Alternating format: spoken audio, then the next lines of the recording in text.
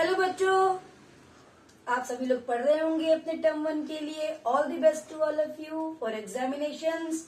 और आपके board examination के सारे इंपोर्टेंट टॉपिक अब कवर होने जा रहे हैं। एक के बाद एक वीडियोस आने वाली हैं और सारे बोर्ड एग्जामिनेशन में आपकी बहुत हेल्प करने वाली हैं। और ये वीडियोस जो आने वाली हैं वो आपके board as well as JEE mains और नीट के लिए भी बहुत इंपॉर्टेंट है बेटा। तो बिना आपका टाइम वेस्ट किए चलते हैं अपनी वीडियो की तरफ और शुरू करते हैं बहुत important topic P block element का, जिसमें आपको बहुत प्रॉब्लम होती है, लेकिन ये वीडियो देखने के बाद आपकी प्रॉब्लम का समाधान हो जाएगा। तो बेटा पी ब्लॉक एलिमेंट में क्या पूछा जाता है? यहाँ पूछा जाता है कि बहुत इंपॉर्टेंट कंसेप्ट ये आपसे पूछा जाता है कि बताइए मॉलिक्यूल में हाइब्रिडेशन क्या होगी, बताइए मॉलिक्यूल में लोन पेयर कितने होंगे उसके सेंट्रल एटम पर, बताइए पूरे मॉलिक्यूल में लोन पेयर कितने होंगे। तो बेटा इसको जानने के लिए एक ही ट्रिक काम आती है, एक ही शॉर्ट ट्रिक के साथ में सारे क्वेश्चन का समाधान करते हुए चलेंगे। ज्योमेट्री क्या होगी मॉलिक्यूल की, शेप क्या होने वाला है मॉलिक्यूल का, वीएसईपीआर थ्योरी क्या है, उसका कंसेप्ट क्या है। हम इसको पढ़ते तो 11वीं क्लास में है, लेकिन हमारे लिए 12th क्लास में बहुत इंपॉर्टेंट टॉपिक है और 25% पी ब्लॉक एलिमेंट इसकी वजह से आपका कंप्लीट होने जा रहा है। तो पी ब्लॉक एलिमेंट में आपसे पूछा जाता है बहुत इंपॉर्टेंट टॉपिक जिसके बारे में हम बात कर रहे हैं। इसमें हमारे पास बहुत सारे मॉलिक्यूल्स, कैटायंस और एनायंस पूरे बुक में है, वो मैं यहाँ पे आप लिखती जा रही हूँ। बेटा NH2 माइनस हमारे कोर्स में है, NH3 हमारे कोर्स में है, PCl5, PCl3, NH4 plus, H2O, H2S3O plus, SF4, SF6, SO2, SO3, NO3 minus, ClO2 minus, ClO minus, ClO3 minus, ClO4 minus. ठीक है बेटा, तो अभी देखते हैं वहां PCl4 plus and PCl6 minus. आपके सिलेबस में है SO4 2 माइनस, PO4 3 माइनस और I3 माइनस, IBr5, IF7 और ClF5, BrF5, IF5, XeO3, XeO4, XeF2, XeF4, XeF6, XeO2F2, XeOF4, XeO2F4। ठीक है बेटा, ये सारे मॉलिक्यूल्स आपके सिलेबस में है और इन सारे मॉलिक्यूल्स का शेप, हाइब्रिडेशन, ज्योमेट्री सब आप एक साथ निकालने वाले हो। 25% पी ब्लॉक एलिमेंट आपके कंट्रोल में बहुत जल्दी आने वाला है। आगे बढ़ने से पहले हम एक बार वीएसईपीआर थ्योरी को कर्सरी ग्लेंस से देख लेते हैं। क्या होता है वीएसईपीआर थ्योरी में? 2015 में नीट पे सवाल पूछा हुआ था कि वीएसईपीआर थ्योरी का जो कंसेप्ट है मेन वो है क्या है बेटा? Lone pair repulsion is more than lone pair, bond pair repulsion is more than bond pair. जब किसी भी मॉलिक्यूल के सेंट्रल एटम पर कोई लोन पेयर आ जाता है, मतलब इलेक्ट्रॉन का पेयर, तो क्या करते हैं वो इलेक्ट्रॉन एक दूसरे को रिपेल करते हैं। ऐसे कैसे करते हैं? ये दो लोन पेयर है, वो रिपेल करेंगे और वो ऐसी जगह पे आके रुकेंगे जहां पर सबसे कम रिपल्शन होता हो। और सबसे कम रिपल्शन का मतलब जान रहे हो कि एक बॉन्ड वहां पर आके फिक्स हो गया, यानी कि लोन पेयर धक्का मारा और बॉन्ड पेयर को धक्का मारकर वहां पे फिक्स हो गया। और एक और बात ध्यान से रखे सुनेंगे, जैसे हमारी फोटो लेने के लिए अलग अलग कैमरेज बने हुए होते हैं और आजकल तो बड़े स्मार्ट कैमरेज आने लगे बेटा, तो ऐसे ही मॉलिक्यूल की फोटो लेने के लिए स्पेक्ट्रोस्कोप बना होता है जिसकी बहुत हाई रेजोल्यूशन पावर होती है और स्पेक्ट्रोस्कोप से हम मॉलिक्यूल की फोटो खींचते हैं। लेकिन जिस तरीके से हमारे कैमरे में भूत की पिक्चर नहीं आती ना, ऐसे ही स्पेक्ट्रोस्कोप में लोन पेयर की पिक्चर नहीं आती है। तो लोन पेयर शेप के लिए रिस्पॉन्सिबल नहीं होता है। हाँ, लोन पेयर रिपल्शन पक्का करता है। वो क्या होता है? रिपल्शन करके बॉन्ड को शिफ्ट कर देता है और जो सिर्फ बॉन्ड पेयर्स होते हैं, बॉन्ड जो होते हैं, वही स्पेक्ट्रोस्कोप में आते हैं। बच्चों ये बात बहुत जरूरी है ध्यान रखने वाली, और लोन पेयर स्पेक्ट्रोस्कोप में नहीं आता है। सेंट्रल एटम इस थ्योरी के अंदर हम क्या लेते हैं? ए लेते हैं। पेरिफेरल सराउंडिंग में जो एटम है वो हम एक्स लेते हैं। ठीक, अगर मेरे पास अलग अलग टाइप के मॉलिक्यूल्स होते हैं ऑर्गेनिक केमिस्ट्री के अंदर, छोटे छोटे मॉलिक्यूल्स। कैसे? जैसे अगर मेरा मॉलिक्यूल AX टाइप का है, AX का मतलब केवल A और X। ठीक है, A को मैंने लिया सेंट्रल एटम, एक्स तो मैंने लिया पेरिफेरल एटम। तो एक लाइन आपको इस तरीके की दिखाई देगी, लीनियर, और आपको पता है एंगल 180 का होता है। अगर मेरा मॉलिक्यूल AX2 टाइप हो तो हम क्या करेंगे, ए सेंट्रल एटम हो गया मेरा, पेरिफेरल में X2 हो गए, यानी कि मुझे फिर एक लाइन दिखाई देने वाली है स्पेक्ट्रोस्कोप में, और एंगल बनेगा 180 का, और आपका शेप हो जाएगा लीनियर। ध्यान रखेंगे आपका मॉलिक्यूल AX3 टाइप भी हो सकता है बेटे। यहाँ पर AX3 अगर हम टाइप लेते हैं, ए मेरा सेंट्रल एटम हो गया, पेरिफेरल में मेरे 3 XX एटम्स हैं। अगर कुछ ऐसी शेप बनती तो आपको मालूम है ट्रायंगल के सेंट्रॉइड में अगर मैं कोई पॉइंट रखूं तो ये एंगल कितने का बनता है, 120 का एंगल बनता है। तीनों एंगल 120 के होंगे। ये प्लेनर ज्योमेट्री होती है, पेपर के प्लेन पे हम उसको ड्रॉ कर सकते हैं। तो उसका जो शेप आएगा ट्राइगोनल प्लेनर आएगा। AX3 टाइप में बेटा कैसे बन के आई, ऐसी ज्योमेट्री बन के आई। ए को हम यहाँ पर सेंट्रल एटम लेने वाले हैं, और ये मेरा एक्स होने वाला है पेरिफेरल एटम्स, ठीक है। अब देखिए इस सेंट्रल एटम पर तीनों के तीनों बॉन्ड पेयर्स हैं, कोई लोन पेयर नहीं है। अभी तक भूत की एंट्री नहीं हुई है जो हमें परेशान करने वाला है, जो शेप को परेशान कर डिस्टर्ब करने वाला है। अगर मैं एंट्री करूं तो मैं उस लोन पेयर को ई से डिनोट करूंगी। E is loan pair on central atom. Central atom पर लोन पेयर होगा बेटा, ध्यान रखेंगे। ठीक, अब क्या हो सकता है, एक बॉन्ड में कितने इलेक्ट्रॉन्स होते हैं, 2 इलेक्ट्रॉन्स होते हैं। यहाँ भी 2 इलेक्ट्रॉन्स हैं, यहाँ भी 2 इलेक्ट्रॉन्स हैं। तो एक लोन पेयर में कितने इलेक्ट्रॉन होंगे, 2 होंगे। अगर मेरा मॉलिक्यूल कैसे आएगा बाद में बताएंगे, लेकिन पहले समझो, अगर मेरा मॉलिक्यूल AX2E टाइप आ जाए तो इसका मतलब मेरा क्या है कि सेंट्रल एटम पर एक लोन पेयर है। इसका मतलब मुझे शेप बनानी है, ए को तो सेंटर में रखना ही रखना है। अब मेरा जो एक्स एक जगह से मैंने क्या कर दिया, बॉन्ड पेयर को उठाकर लोन पेयर, क्या फर्क पड़ता है, इसमें भी 2 इलेक्ट्रॉन थे, यहाँ भी 2 इलेक्ट्रॉन है, कर दिया। ये मेरा एक्स ऐसी रहा, ये मेरा एक्स ऐसी रहा। स्पेक्ट्रोस्कोप, लोन पेयर ने स्पेक्ट्रोस्कोप पे नहीं आना है, यानी this is not responsible for shape. क्या बन के आएगा, इंग्लिश का वी, जिसको हम वी शेप्ड या बेंट शेप्ड भी बोलते हैं बच्चों। तो ये वी शेप्ड या आप बेंट शेप्ड भी लिखोगे, ठीक है बेटा। वैसे AX2E टाइप जो है नहीं होता है, क्योंकि एक सेंट्रल एटम पर 2 लोन पेयर बहुत अनस्टेबल होता है। लेकिन अगर हुआ तो, क्योंकि क्वेश्चन तो कैसे बन के आ सकता है, आपके पास लिख देंगे, if AXE2 type of bond is possible then what will be its shape, then what will be its geometry. तब आप क्या करोगे, दिमाग में तो कुछ भी घूम सकता है टीचर के, देखिए एग्जामिनर के। तो देखिए क्या होगा, अगर मैंने ए सेंट्रल एटम रखा है तो मुझे अब क्या करने पड़ेंगे, ए के सर के ऊपर 2 लोन पेयर रखने पड़ेंगे, और वो इतना रिपेल करेंगे कि वो वहां पे आके रुकेंगे जहां पर कम से कम रिपल्शन होता हो। रुक गए, और उसके बाद क्या आने वाला है, मेरा एक्स आने वाला है। लोन पेयर स्पेक्ट्रोस्कोप में नहीं आते तो शेप बनेगी बच्चों लीनियर, सही है। मॉलिक्यूल हमारा AX4 टाइप भी हो सकता है बेटा। ए सेंट्रल एटम, 4 पेरिफेरल में। आपका दोस्त बहुत शानदार, जो आप सबसे पहले मैडम पढ़ाती है क्लास 11th में आते ही, क्या पढ़ाती है, 3D स्ट्रक्चर ऑफ 11th में, क्या 10th में भी पढ़ा हुआ है, मीथेन आपने।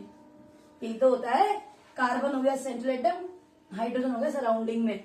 अगर हम बनाने जाएंगे तो क्या बनेगा, CH H H और H। ये क्या होता है, 4 के लिए क्या वर्ड यूज करते हैं, टेट्रा। तो ये क्या हो जाएगा बेटा, टेट्राहेड्रल। हर एंगल कितने का होता है, 109 डिग्री 28 मिनट। इसको हम टेट्राहेड्रल एंगल भी बोलते हैं। तो मेरा बन गया टेट्राहेड्रल। ठीक, अब चलो टेट्राहेड्रल बन गया। अब ऐसा भी तो हो सकता है कि एक बॉन्ड पेयर को उठाकर लोन पेयर लग जाए सेंट्रल एटम पर, तो क्या बन जाएगा बच्चों, AX3E टाइप। AX3 टाइप होते ही क्या होगा बेटा, एक सेंट्रल एटम के सर पे से एक बॉन्ड पेयर के लोन पेयर लग सकता है। इधर मेरा एक्स, इधर मेरा एक्स, इधर मेरा एक्स, और इस शेप को हम बोलते हैं ट्राइगोनल पिरामिडल। इतना कोई मुश्किल नहीं है, जितने मॉलिक्यूल आपके सिलेबस में अगर आप उनके शेप बनाने चले तो आपको एकदम पट पट याद हो जाएगा। मैथमेटिक्स की तरह क्वेश्चन सॉल्व करोगे, कहीं पे भी रुकने वाला नहीं है हाथ आपका, मजा आएगा बिल्कुल करने में। बड़ा interesting and very important topic for your examination. ठीक है बेटा, आप सुनो, इसका क्या टाइप ऐसे नहीं हो सकता, AX2E2 टाइप, बिल्कुल हो सकता है। कैसे हो सकता है, ए के सर के ऊपर 2 लोन पेयर इतना रिपल्शन करेंगे कि वहां पे जाके रुकेंगे जहां पर मिनिमम रिपल्शन होता हो, है ना, मॉलिक्यूल की स्टेबिलिटी बढ़ जाती हो। लोन पेयर तो स्पेक्ट्रोस्कोप में आने वाले हैं नहीं बेटा, तो क्या होने वाला है, वी शेप बनने वाला है। यानी कि हम इसको क्या बोलेंगे, वी शेप या बेंट शेप। क्यों बेटे?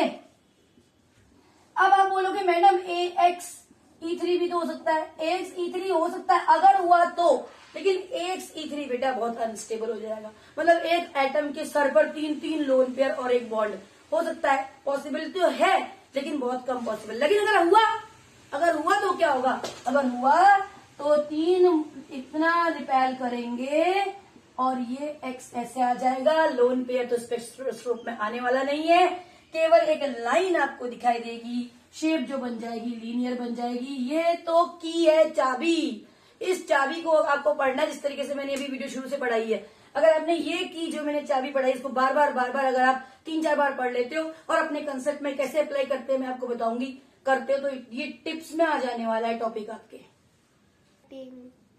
अगर आपका मॉलिक्यूल AX5 टाइप हुआ तो अब क्या करेंगे, अगर मॉलिक्यूल मेरा AX5 टाइप हुआ तो मुझे क्या करना है, एक A को सेंट्रल एटम पर लेना है और 3 मुझे मॉलिक्यूल्स को ट्राइंगल पर लेना है। कैसे लेंगे बेटा, ट्राइंगल एक ऐसे, ये लिया मैंने ट्राइंगल, देखो ये ट्राइंगल है, ये जो मैंने गोला बीच में बना रखा है सेंट्रल एटम है, ठीक है। यहां मैंने कोई सेंट्रल एटम लगाया A, यहां पर इसके वर्टाइसेस पर एक क्या X लगा हुआ है, यहां पर एक X है, ये प्लेन मैंने प्लेन पर लगाया, ठीक।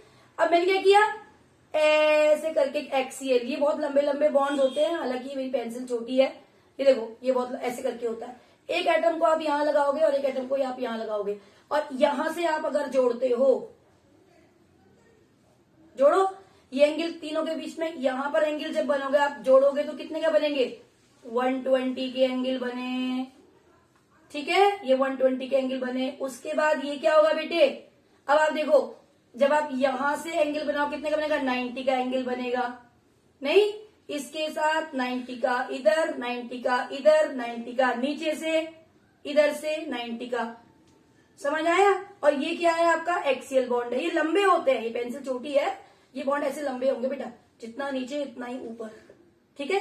और एक्सियल बॉन्ड को फिक्स करना है, हमें इन्हें हटाना नहीं है, हम केवल इक्विटोरियल को ही हटा सकते हैं क्योंकि जो एक्सियल बॉन्ड है वही हमारी ज्योमेट्री को बनाएगा, ठीक है।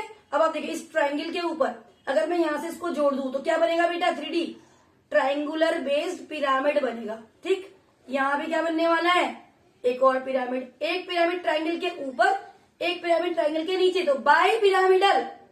और ये क्या है, ये प्लेन ज्योमेट्री ट्राइगोनल, तो ट्राइगोनल बाई पिरामिडल, रटना नहीं है समझना है, क्या बना, ट्राइगोनल बाय पिरामिडल। समझ में आया बच्चों, 2D बोर्ड में मैं इस ट्राइंगल को ऐसे तो शो नहीं कर सकती, तो मैं इसको ऐसे ही शो कर सकती हूँ बेटा, लेकिन आपको समझना है कि ये ऐसे है, ठीक। अब मैं एक्सियल बॉन्ड ड्रॉ कर रही हूं ऐसे, एक एक्स इधर एक एक्स इधर, देखिए ये एक पिरामिड बना ऊपर, ठीक, और एक पिरामिड बना नीचे। ये सारे एंगल, ये वाला एंगल 120 और इसके साथ कितने के बनेंगे, ये वाले 90 डिग्री के, ठीक। तो क्या हो गया, ट्राइगोनल बाय पिरामिडल ज्योमेट्री हो गई इसकी। और इसका एग्जाम्पल, शानदार एग्जाम्पल है PCl5, ठीक है बच्चों। अब क्या हो सकता है बेटा, इसमें ऐसा भी तो हो सकता है कि AX4E टाइप आ जाए, मतलब मैडम अगर एक लोन पेयर आ गया तो क्या करेंगे, अभी अभी मैंने क्या बताया कि अगर मैं यहां से, ये देखिए एक्सियल बॉन्ड, और एक यहां से, ये देखो बेटा ये एक एक्सियल बॉन्ड लगा दूं तो मुझे इन एक्सियल बॉन्ड्स को नहीं हटाना है, ठीक। मुझे क्या करना है, केवल इक्विटोरियल से, वर्टाइसेस से हटाकर लोन पेयर लगाना है। तो कैसे लगाऊंगी, यहाँ पर ए को तो मैं यही रहने दूंगी, एक्सियल बॉन्ड्स को मुझे हटाना नहीं है, यही शर्त है इस ज्योमेट्री की।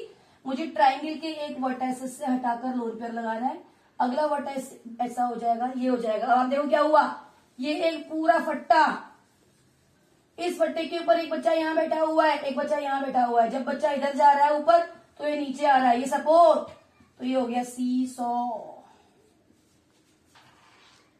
ठीक है बेटा। अब मेरा ये AX3E2 भी हो सकता है, तो शर्त क्या है ज्योमेट्री की, कि हम एक्सियल बॉन्ड को नहीं हटा सकते, ठीक है बेटा। तो क्या करेंगे, फिर लोन पेयर के दो वर्टेक्सेस से ट्राइंगल के 2 वर्टेक्सेस हटा देंगे, फिर ये करेंगे। इंग्लिश में टी हम ऐसे लिखते हैं, तो बेंट टी शेप्ड हो जाएगा, बेंट टी शेप्ड हो जाएगा। अब मेरा ऐसा भी तो हो सकता है कि AX2E3 हो जाए। अब मुझे वर्टेक्सेस से तो हटाने नहीं है, यानी कि मेरा ये हो जाएगा सेंट्रल पर, ये हो जाएगा मेरा तीनों ट्राइंगल के वर्टेक्सेस से लोन पे हटा दो। एक्सीएल को नहीं हटाना है, सॉरी वर्टेक्सेस नहीं, एक्सीएल को नहीं हटाना है, तो ये बन जाएगा लीनियर माय डियर स्टूडेंट्स। देखिए शानदार एग्जाम्पल आपको मैंने आपको दिया है यहाँ पर। अब इनको कैसे सॉल्व कर रहे हैं हम आगे बढ़ते हैं। एक और टाइप बचा हुआ है और उसके बाद हम आगे इनको सॉल्यूशन करते हुए चलेंगे। बच्चों अभी मॉलिक्यूल मेरा AX6 टाइप भी हो सकता है, तो AX6 के लिए हम क्या करेंगे, मेरा A सेंट्रल एटम पर होगा और 4HX ये स्क्वायर के वर्टेक्सेस पर होंगे। स्क्वायर तो आपको मालूम ही है, वेरी स्टेबल स्ट्रक्चर और 2D स्ट्रक्चर, और 2 एक्सीएल पे होंगे बेटा। और अगर हम इसको जोड़ते हैं तो हमें ये ज्योमेट्री दिखाई देती है ऑक्टाहेड्रल। ठीक है बच्चों, तो एक ऑक्टाहेड्रल हो गया। अब इसका टाइप क्या हो सकता है बेटा, AX। अब इसमें शर्त क्या है इस ज्योमेट्री की, इस ज्योमेट्री की शर्त यह है कि हम वर्टाइसेस से नहीं हटा सकते, क्योंकि स्क्वायर स्टेबल स्ट्रक्चर है। यहाँ पर स्क्वायर हमें बेस देगा स्ट्रक्चर का, ठीक है। हमें केवल कौन से हटाने हैं, वर्टाइसेस से हटाने हैं। तो AX5E टाइप भी हो सकता है। अगर मेरा सेंट्रल एटम पर एक बॉन्ड की जगह लोन पेयर आ जाए तो मुझे स्क्वायर को तो बिल्कुल भी टच नहीं करना है और केवल एक्सियल बॉन्ड को हटाना है। एक्सियल बॉन्ड की जगह पे मेरा लोन पेयर आ गया, इधर मेरा एक्स आ गया, अब एक स्क्वायर बन गया। स्क्वायर के ऊपर अगर मैं इसे जोड़ू तो एक पिरामिड बनेगा बेटा, इसको बोलेंगे स्क्वायर पिरामिडल। बहुत आसान है, बस पढ़ने वाले बनो, समझने वाले बनो। चीजों को समझ के पढ़ोगे तो आपको रटने की जरूरत नहीं पड़ेगी, और ऐसे ही टिप्स में आंसर ऐसे मैथ्स की तरह निकाल लोगे। तुम वहां जे के पेपर में बैठकर देखते ही आपको पता चल जाएगा कि आंसर क्या होने वाला है इसका। AX4E2 भी हो सकता है बेटा। इस ज्योमेट्री की शर्त यही थी कि आप स्क्वायर को नहीं हटा सकते, स्क्वायर स्टेबल स्ट्रक्चर है, नीचे से हटा, लोन पेयर लगा, लोन पेयर स्पेक्ट्रोस्कोपी में नहीं आता, केवल एक स्क्वायर दिखाई देगा, और स्क्वायर एक प्लेनर स्ट्रक्चर होती है, तो इसका शेप हो जाएगा स्क्वायर प्लेनर। AX7 टाइप अगर मेरा मॉलिक्यूल हुआ तो हमारे कोर्स में क्या पूरे में एक ही एग्जांपल है, केवल I ही एक इतना बड़ा मॉलिक्यूल है जो साथ साथ F को अपने ऊपर एकोमोडेट करके रख सकता है। एक ही मॉलिक्यूल पॉसिबल है बेटा, IF7। क्या होता है देखिए, IF7 है वही ऑक्टेड्रल ज्योमेट्री से लेके चलेंगे। I मतलब या A मतलब सेंट्रल में मैंने A को रख दिया और सराउंडिंग में मेरे X है, मुझे यहाँ से X को नहीं भगाना है, ठीक है। इधर आया मेरा X1 और ये कुछ इस तरह की ज्योमेट्री बनी। अब मेरा अगला जो F है, 6F तो आ जाएंगे, 7वां F जो करेगा यानी कि 7वां पेरिफेरल जो अटेम्प्ट करेगा, धक्का मुक्की करेगा, धक्का मारेगा, इस दूसरे को धक्का मारेगा और धक्का मारेगा अपनी जगह बना लेगा। ऐसी ज्योमेट्री को बोलते हैं बेटा pentagonal bipyramidal. Pentagonal bipyramidal, इसके ऊपर अभी रिसर्च चल रही है और इसके बारे में बहुत ज्यादा जानकारी हमें नहीं है। तो हमारे कोर्स में IF7 है। इंटर हेलोजन कंपाउंड में अगर आप हेलोजन कंपाउंड देखोगे एनसीईआरटी बुक में सबसे लास्ट नीचे है, कलरलेस गैस होती है IF7, है ना। एनसीईआरटी बुक में टेबल बनी हुई है इंटर हेलोजन कंपाउंड में, तो single inter halogen compound possible IF7। मतलब एक बड़ा सा I, इस I की सिर्फ इस I की इतनी हिम्मत है कि ये साथ साथ छोटे छोटे F को अपने ऊपर एकोमोडेट करके रख सकता है। अदरवाइज कोई ऐसा मॉलिक्यूल नहीं है जो इतने साथ साथ एटम को अपने ऊपर जगह दे सके, ठीक है बेटा। तो ये हुई पूरी VSEPR थ्योरी। अब आपके प्रॉब्लम सॉल्व करते हैं। देखिए बेटा, अब आपकी प्रॉब्लम के सॉल्यूशन की तरफ चलते हैं। आपसे क्या पूछते हैं मॉलिक्यूल में, आपसे पूछते हैं बताओ हाइब्रिडाइजेशन क्या होगी। आप हर एक मॉलिक्यूल का वर्ड डायग्राम तो ड्रॉ नहीं करोगे, क्योंकि कंसेप्ट क्या कहता है हाइब्रिडाइजेशन का, जितने सिग्मा बॉन्ड होंगे उतनी H वैल्यू होगी, उसके अकॉर्डिंग हम निकालेंगे। अब सिग्मा बॉन्ड ड्रॉ नहीं करोगे, क्योंकि आपको क्या करना है, बहुत कम टाइम में क्वेश्चन सॉल्व करके केमिस्ट्री से टाइम को बचाकर अपने फिजिक्स और मैथ्स में लगाना है, और नीट वालों को केमिस्ट्री टाइम बचाकर अपने फिजिक्स में लगाना है, क्योंकि हमें पता है नीट वालों की फिजिक्स बहुत वीक होती है। फिजिक्स में बहुत ज्यादा वीक भी नहीं होती, बहुत सारे बच्चों की वीक होती है, लेकिन क्या होता है उनको टाइम चाहिए होता है। जो बच्चे अच्छे होते हैं उनको भी क्वेश्चन सॉल्व करने के लिए टाइम चाहिए होता है। तो बेस्ट तरीका ये होता है केमिस्ट्री के इनऑर्गेनिक क्वेश्चन को टिक टिक फटाफट सॉल्व करो, टाइम बचाओ, वहां फिजिक्स में और मैथ्स में अपने टाइम को अप्लाई करो। तो क्या होता है, इतना टाइम तो आपके पास नहीं होगा कि आप लुईस स्ट्रक्चर बनाओ, सिग्मा बॉन्ड काउंट करो, नहीं। अब देखिए loan pair on central atom पूछते हैं, बहुत इंपॉर्टेंट पॉइंट है, जेई मेंस में कई बार पूछा हुआ है। लोन पेयर ऑन मॉलिक्यूल पूछते हैं, मॉलिक्यूल और सेंट्रल एटम, क्वेश्चन को ढंग से पढ़ना है। उसके बाद आपसे पूछते हैं ज्योमेट्री और आपसे पूछते हैं शेप। शेप कौन बताएगा, वीएसईपीआर थ्योरी बताएगी। चलिए आपका एक जो मैंने बिल्कुल शुरुआत में मॉलिक्यूल देते हैं उसमें से एक मॉलिक्यूल उठाते हैं और आप प्रॉब्लम को सॉल्व करते हैं। एक साथ झटके में सारी प्रॉब्लम सॉल्व होने वाली है। आपने क्या करना है, एक फॉर्मूला याद करना है बच्चों, बहुत इंपॉर्टेंट फॉर्मूला है। वो फॉर्मूला क्या है, H=12 V plus X minus C plus A. मेरी जो बातें कहने जा रही हूँ उनको बहुत बहुत इंपॉर्टेंट तरीके से सुन लेना।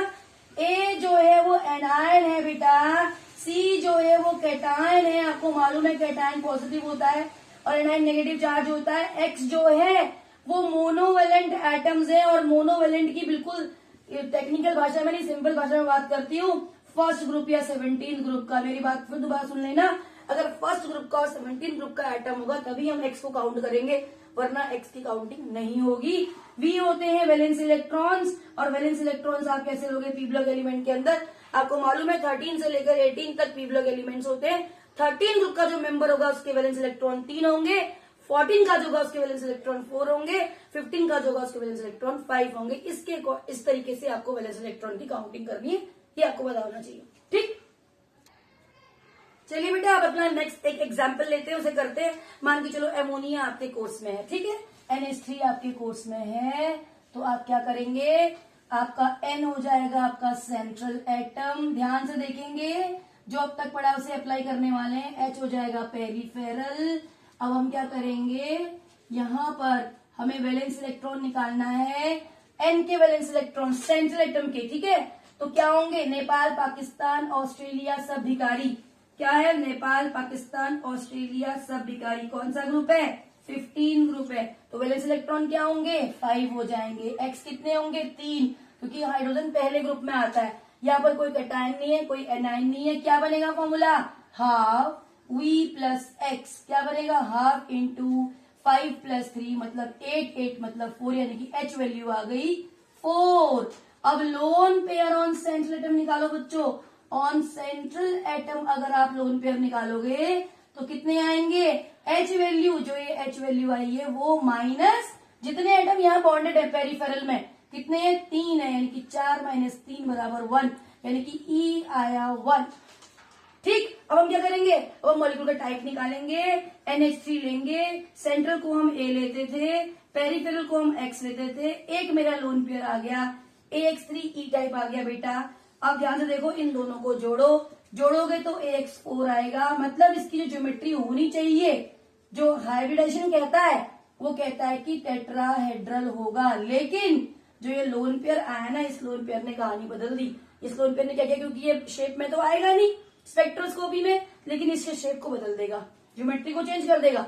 उसको हम बोलेंगे शेप। लोन पेयर के आते VSEPR लगेगी अब, ठीक है। अब क्या होगा, अब ये A यहाँ पर जैसे ही आएगा तो क्या हुआ, टेट्राहेड्रल ज्योमेट्री चेंज होने वाली है। नाइट्रोजन यहाँ पर होगा। एक लोन पेयर ने क्या कर दिया, इसको हटा दिया, लोन पेयर ने बॉन्ड पेयर को हटा दिया। इधर आया आपका H, इधर आया आपका H। इधर फ्लैशबैक में पीछे जाइए, क्या कहा था मैंने आपको कि स्पेक्ट्रोस्कोप में लोन पेयर नहीं आता, और शेप को हम क्या बोलते हैं, ट्राइगोनल पिरामिडल। देखिए NH3 की सारी इंफॉर्मेशन आपको मिल गई।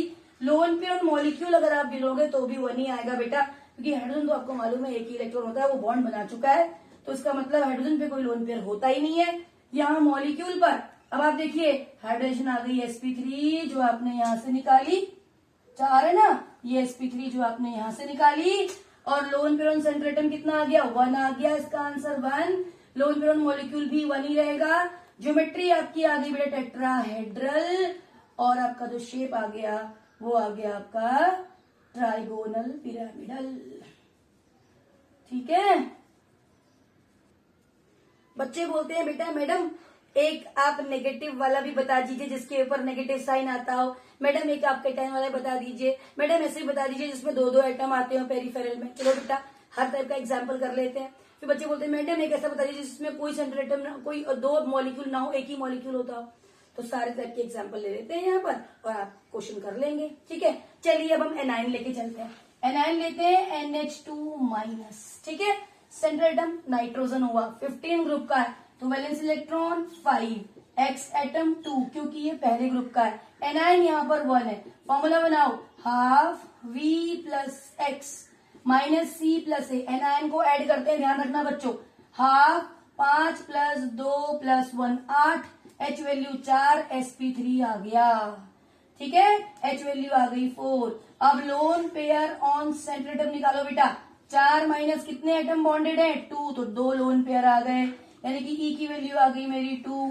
अब लोन पेयर ऑन मॉलिक्यूल निकालेंगे, मॉलिक्यूल में कितने आएंगे, मॉलिक्यूल में भी 2 ही आएंगे, क्यों, क्योंकि एच के ऊपर तो कोई लोन पेयर ही नहीं होता है, उसमें तो एक बॉन्ड होता है, वो बना चुका है, ठीक है। अब हम शेप निकालते हैं, क्या होने वाला है, 2 लोन पेयर आ गए, यानी कि NH2 के साथ N के साथ मेरे 2 E लगे हुए हैं, N को मैं लिखती हूँ A, पेरिफेरल को हम क्या लिखते हैं X2 E2 टाइप, ठीक है। वही करना है, इन दोनों को जोड़ना है, दोनों को जोड़ेंगे तो क्या आएगा AX4। क्या कहती है हाइब्रिडेशन, क्या बोलता है कि इसकी ज्योमेट्री होनी चाहिए, वो कैसी होनी चाहिए, टेट्राहेड्रल। लेकिन क्या होता है, जिन मॉलिक्यूल के सेंट्रल एटम पर लोन पेयर होता है वो मॉलिक्यूल हाइड्रोजन उनकी शेप को नहीं निकाल सकता, तो हम क्या अप्लाई करते हैं VSEPR। तो क्या बनेगा बेटा, ए को सेंट्रल में, ए मतलब एन को सेंट्रल में रखेंगे, इस पर 2 लोन पेयर हैं, ये 2 लोन पेयर इतने ज्यादा रिपेल करेंगे कि वो ऐसी जगह पे जाके रुकेंगे जहां पर रिपल्शन मिनिमम होता हो, और इधर H आ जाएगा, इधर H आ जाएगा, नाइट्रोजन के ऊपर नेगेटिव चार्ज आ जाएगा। लोन पेयर स्पेक्ट्रोस्कोप में नहीं आते हैं, शेप बन जाएगी V या फिर बेंट शेप्ड। आपको सबके आंसर यहां मिल चुके हैं। Hybridisation sp3, lone pair 2, molecule पर भी 2, और ज्योमेट्री क्या आई, टेट्राहेड्रल। शेप क्या है बेटा, वी शेप्ड या बेंट शेप। देखिए चारों इन्फॉर्मेशन आपको मिल चुकी है। इतनी प्रैक्टिस करिए कि आपको देखते ही आप मॉलिक्यूल का आंसर निकाल सके। एक केटाइन का एग्जांपल लेते हैं बेटा, एमोनियम आयन NH4+, ठीक है। अब क्या करना है हमको, N कितना है, अगेन वही 15 ग्रुप का है, 5 वैलेंस इलेक्ट्रॉन्स हो जाएंगे।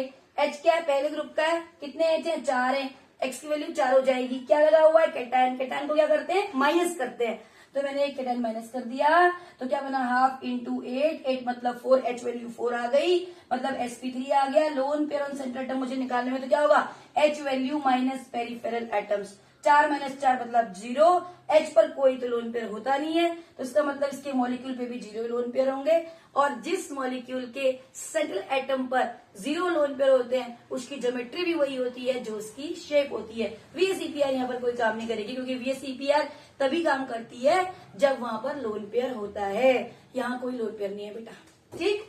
तो क्या हो गया, hybridisation sp3, lone pair on central atom 0, lone pair molecule 0, तो क्या हो जाएगी इसकी ज्योमेट्री, क्या बोलता है AX NH4+ है, लोन पेयर तो कुछ आया नहीं E, तो क्या बन गया AX4 टाइप, मतलब नाइट्रोजन यहाँ पे है, H यहाँ पे है, H यहाँ पे है, H यहाँ पे है, H यहाँ पे है, टेट्राहेड्रल बन गया, और एंगल 109 डिग्री का हो जाएगा, और ये पॉजिटिव हो जाएगा, तो क्या बन जाएगा टेट्राहेड्रल, ज्योमेट्री भी वही और शेप भी वही। एक एग्जांपल लेते हैं, सारे एटम जब सेम हो, I3- 2018 में पूछा हुआ था कितने लोन पेयर होंगे सेंट्रल एटम पर, उसके बाद भी पूछा हुआ है। ये पेपर अगर लास्ट ईयर पेपर देखो तो आपको I3- बहुत जगह मिलने वाला है। तो ये कॉम्प्लेक्स होता है, कैसे एग्जिस्ट करता है, इसी में से हम सेंट्रल एटम निकालेंगे बेटा। बच्चे कहते हैं मैडम I3 तो है, इसमें कोई अलग तो एटम दिया हुआ नहीं है, तो मैं इसको लिख सकती हूँ I × I2-, तो ये हो गया मेरा सेंट्रल एटम, ठीक है बेटा। H = half, valence electron, halogen है कितने होंगे 7, और ये हेलोजन है X कितने होंगे 2, एनायन को ऐड करते हैं, कितना हो गया 10 मतलब 5, यानी कि H वैल्यू कितनी आ गई 5। अब लोन पेयर सेंट्रल एटम पर E जो वैल्यू कितनी आएगी 5 माइनस पेरिफेरल, कितने हैं 2, तो कितने आ गए 3 लोन पेयर आ गए। एंड आप ध्यान से देखेंगे लोन पेयर ऑन मॉलिक्यूल कितने आएंगे बच्चों, कितने आएंगे बेटा लोन पेयर मॉलिक्यूल, इस पर कितने हैं, हेलोजन पर 3 है, तो हेलोजन में कितने बॉन्ड इलेक्ट्रॉन होते हैं 7, एक बॉन्ड बनाता है, यानी कि 6 उस पर रखे हुए हैं, यानी कि एक हेलोजन पर 3 लोन पेयर होते हैं। यहाँ पर 2 हेलोजन है, 3 और 3 कितने हो जाएंगे 9, लोन पेयर मॉलिक्यूल 9 हो जाएंगे। अब क्योंकि लोन पेयर आ चुका है तो क्या होगा VSEPR तो अप्लाई होने वाली है, तो क्या टाइप बन जाएगा I2 2- का, कितने लोन पेयर है 3, ये बन जाएगा बेटा AX2E3 टाइप। कहां से निकला? AX5 से। क्या कहता है हाइब्रिडाइजेशन? क्या होनी चाहिए इसकी ज्योमेट्री? Trigonal bye pyramidal. लेकिन क्या हुई? नहीं हुई। क्यों? क्योंकि लोन पेयर आ गया। अब क्या लगेगी? VSEPR theory. भूत आ गए 3-3। क्या करेंगे? हम क्या करेंगे? फ्लैशबैक में जाओ, पूरा वीडियो देखना। क्या करेंगे? हम ट्राइंगल बनाएंगे ऐसा, एटम को आई को बीच में रखेंगे, ठीक है? तो हम क्या करेंगे, और सेंट्रल एटम पर 3 लोन पेयर है, तो क्या करेंगे? आई को हम बीच में रखेंगे। और 5 का टाइप है AX2E3। क्या होता था इसमें? हम ट्राइंगल के तीनों वर्टाइसेस से लोन पेयर बॉन्ड पे हटाकर लोन पेयर लगा देते थे। एक आई को, एक्सियल बॉन्ड को हम हटा नहीं सकते भाई, ये ज्योमेट्री की क्या है, इंपॉर्टेंस है, हमको हटाना नहीं है। और हर एक हैलोजन पर 3-3 लोन पेयर होते हैं बेटा, क्योंकि 7 वैलेंस इलेक्ट्रॉन होते हैं, एक बॉन्ड बना चुका है, तो कितने हो जाएंगे पूरे पर? 9। और शेप लीनियर। ज्योमेट्री क्या होनी चाहिए थी? Trigonal bipyramidal. तो क्या है हाइब्रिडाइजेशन? sp3d। लोन पेयर कितने आए सेंट्रल पर? 3, मॉलिक्यूल पर 9। ट्राइगोनल बाइपिरामिडल नहीं, बाइपिरामिडल। और शेप क्या बन गई? लीनियर। वेरी इंपॉर्टेंट क्वेश्चन बेटा। आप एक एग्जांपल लेते हैं, इसमें 2-2 एटम आते हो, यानी कि O भी है और F भी है। देखिए XeO2F2 लेते हैं, ठीक है? अब हम क्या करेंगे? ये मेरा हो गया सेंट्रल एटम A, ठीक है? इसके वैलेंस इलेक्ट्रॉन कितने हो जाएंगे? 8। क्यों? क्योंकि ये जेनॉन है, 18 ग्रुप का है। जो 18 ग्रुप का होगा उसके वैलेंस इलेक्ट्रॉन 8, 17 के 7, 16 के 6, ठीक है? ये हो गया। अब X मुझे कितने लेने हैं? X मेरे कितने आएंगे? ये कौन से ग्रुप का है? 16th ग्रुप का। ये काउंट नहीं होगा, केवल ये काउंट होंगे। बच्चे क्या करते हैं? वो भी काउंट कर लेते हैं, तो गड़बड़ हो जाती है। ध्यान रखेंगे, इसी चीज को स्पेसिफाई करने के लिए मैं एग्जाम्पल यहाँ पर दे रही हूँ, ठीक है? आप O को काउंट नहीं करेंगे, O क्योंकि 16 ग्रुप का है। X वही काउंट होने वाले हैं जो पहले ग्रुप का और 17 ग्रुप का होगा, तो केवल F काउंट होगा, क्योंकि F हैलोजन है, 17 ग्रुप का है, ठीक है? तो अब क्या बनने वाला है? H = ½ V + X। इसके ऊपर कोई कैटायन नहीं है, कोई एनायन नहीं है, तो मुझे क्या करना है? 8 + 2 10 आ जाएगा, 10 मतलब 5। H वैल्यू आ गई बेटा 5, sp3d आ गया। और loan pair on central atom कितना आएगा बेटे? ये 5 माइनस कितने एटम है बॉन्डेड? 1 2 3 4, यानी कि एक लोन पेयर आ गया सेंट्रल एटम पर। And loan pair on molecule क्या आएगा बच्चों? क्या करेंगे? ऑक्सीजन क्या करता है? सबको मालूम है, नहीं मालूम है तो लिख लो दिमाग में बिल्कुल। ऑक्सीजन 2 बॉन्ड बनाकर 2 लोन पेयर रखता है, और हेलोजेंस 1 बॉन्ड बनाकर 3 लोन पेयर रखते हैं। तो ऑक्सीजन 16 ग्रुप का है, इसके पास 2 ऑक्सीजन है, दोनों पर 2-2 लोन पेयर होंगे, और फ्लोरीन पर 3-3 लोन पेयर होंगे। तो कितने हो गए? आप बना के देखो, अब यहां से भी काउंट कर सकते हो। पहले इसका टाइप निकालो, XeO2F2 काउंट करो, क्या हो जाएगा? ये बन गया A, ये बन गया X4, और E2 कितने E आए? 1 E। इन दोनों का क्या होगा? AX5। क्या कहता है हाइब्रिडाइजेशन? क्या उनकी ज्योमेट्री? Trigonal bye pyramidal. लेकिन थोड़ा ना होगी, क्यों? क्योंकि ऐसे मॉलिक्यूल, जिन मॉलिक्यूल के सेंट्रल एटम पर लोन पेयर होता है, उनके शेप को VSEPR बताती है। तो VSEPR थ्योरी से हम क्या करेंगे? इसकी शेप को निकालेंगे। कैसे निकालेंगे? हमारे पास क्या था? AX5 था। क्या होता था AX5 में? X की को हम सेंटर पे लेंगे, और एक ट्राइंगल के एक वर्टेक्स से इसको भगा देंगे। इधर हम एक क्या ले लेंगे? डबल बॉन्ड O, एक डबल बॉन्ड O ले लेंगे, इधर F ले लेंगे, इधर F ले लेंगे। ये एक फट्टा हो गया, इस फट्टे पर एक बच्चा यहाँ बैठा हुआ है, एक बच्चा यहाँ बैठा हुआ है, ये बच्चा ऊपर, ये बच्चा नीचे की तरफ जा रहा है। तो शेप बन गई बेटा C100। और ये हेलोजन है, इस पर 3 लोन पेयर होंगे, और इस पर भी 3 लोन पेयर होंगे। और ये ऑक्सीजन है, ऑक्सीजन डबल बॉन्ड बनाकर 2 लोन पेयर रखता है। ये होंगे, गिन लो पूरे में कितने लोन पेयर आए? 3 4 5 6 7 8 9 और 1 10 11, यानी कि लोन पेयर ऑन मॉलिक्यूल आ गया बेटा 11। हाइड्रोजन आ गई sp3d। Lone pair on central atom कितना आ गया? 1। ज्योमेट्री क्या आनी थी? Trigonal bipyramidal. और शेप क्या बनी? C100। मैंने हर तरीके के मॉलिक्यूल को बताया है। यूनिफॉर्म मॉलिक्यूल बताया जिसमें सारे होमोजीनियस सारे मॉलिक्यूल्स होते हैं, और 2 टाइप के भी बता दिया है, सिंगल टाइप का बता दिया है। आप सारी वीडियो को ध्यान से पढ़ें, बार बार पढ़ें, समझें। 25% पी ब्लॉक एलिमेंट आपका यहाँ से पूरा कंप्लीट हो गया। और आपको नीट में यहाँ इस टॉपिक से 2 मिनिमम क्वेश्चन मिलते हैं बेटा, और आपको जेई में एक क्वेश्चन पक्का ही मिलने वाला है। मैच द फॉलोइंग भी मिलता है यहाँ टाइप, अगर आप प्रीवियस ईयर क्वेश्चन पेपर खोल के देखोगे तो आपको दिखाई देगा। और फिर एक बढ़िया सी शानदार सी वीडियो और क्वेश्चंस के ऊपर बनाएंगे। तब तक के लिए आप इसको पढ़िए और फर्स्ट टर्म के एग्जाम दीजिए। All the best. नई वीडियो बहुत जल्दी आ जाएगी बहुत ही इंपॉर्टेंट टॉपिक के ऊपर। वीडियो पसंद आई तो लाइक करें, शेयर करें, सब्सक्राइब करें।